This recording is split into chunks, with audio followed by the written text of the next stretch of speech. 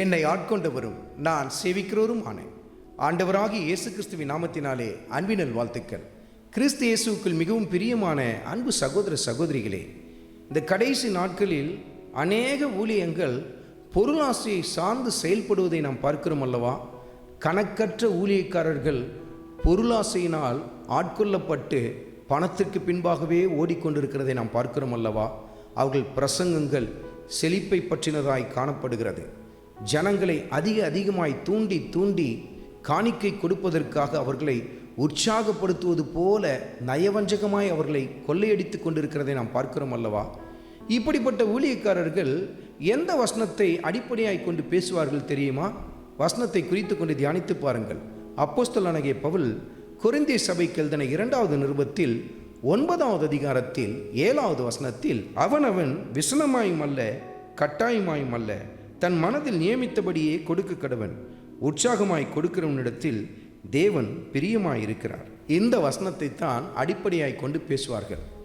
கர்த்தருக்கென்று கொஞ்சம் காணிக்கை கொடுத்தினா கொஞ்சம் பலன்தான், கர்த்தருக்கு அதிக காணிக்கை நீ கொடுத்தினா அதிக பலன் உனக்கு கிடைக்கும் என்று சொல்லி இந்த வசனத்தை அடிப்படையாய் கொண்டு பல பேர் பேசுவார்கள். உற்சாகமாக கொடு, கர்த்தருக்கு முழு மனசோடு கொடு, அதிகமாக கொடு, உன் குறைவிலும் கொடு என்று சொல்லி இப்படி பேசுவார்கள். பிரியமானவர்களே, இந்த வசனம் கர்த்தருக்கு காணிக்கை கொடுப்பதை பற்றி எழுதப்பட்ட வசனம் என்று சொல்லி நீங்கள் நினைக்கிறீர்களா? நிச்சயமாக இல்லை. அந்த அதிகாரத்தை தியானித்து பாருங்கள். பரிசுத்தவான்களுக்கு செய்யப்படுகிற தர்ம சகாயத்தை குறித்து கர்த்தருடைய ஆவியான இந்த இடத்தில் எழுதி வைத்திருக்கிறது நீங்கள் பார்க்க முடியும். வறுமையில் காணப்படுகிறவர்களுக்கு செய்ய போகிற பொருள் உதவியை குறித்து கர்த்தருடைய ஆவியானவர் எழுதி வைத்திருக்கிறாரே தவிர, சபையை கட்டுவதற்காகவும் லேண்டை வாங்குவதற்காகவும் சபையில் அவங்களுடைய ஆடம்பரமான காரியங்களை வாங்குவதற்காகவும் கொடுக்கப்பட வேண்டிய காரியத்துக்காக எழுதப்பட்டது அல்ல என்பதை தேவ ஜனங்கள் நன்றாய் உணர்ந்து கொள்ள வேண்டியது அவசியம். அருமையான மகனே, அருமையான மகளே, நீ இருக்கிற ஐக்கியத்தை சற்று நிதானித்துப்பார். பொருளாசையை தழுவின ஒரு ஊழியமாய் அது காணப்பட்டு கொண்டிருக்கிறதா?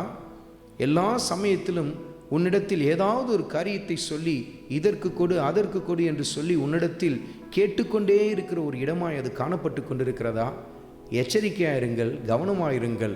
அப்படிப்பட்ட இடத்தை விட்டு விலகி வாருங்கள் என்று சொல்லி கர்த்தருடைய ஆவியானவர் சுட்டி காட்டுகிறார். ஏனென்றால் அவைகள் விசுவாச ஊழியங்கள் அல்ல, ஒரு மனுஷனை சார்ந்த ஊழியங்கள், மனுஷனுக்கேற்ற ஊழியங்களாய் காணப்படுகிறது. கர்த்தருடைய வார்த்தையை அடிப்படையாய் கொண்டு செய்யப்படுகிற ஊழியங்களில் உங்களை இணைத்து கொள்ளுங்கள். அப்படிப்பட்ட ஐக்கியத்தில் ஊன்ற கட்டப்படுங்கள். கர்த்தருடைய வார்த்தையில் நீங்கள் வளர்ந்து பெருக ஆரம்பிப்பீர்கள். ஆண்டவராகிய இயேசு கிறிஸ்துவின் கிருபை உங்கள் அனைவரோடும் கூட இருப்பதாக. ஆமென்.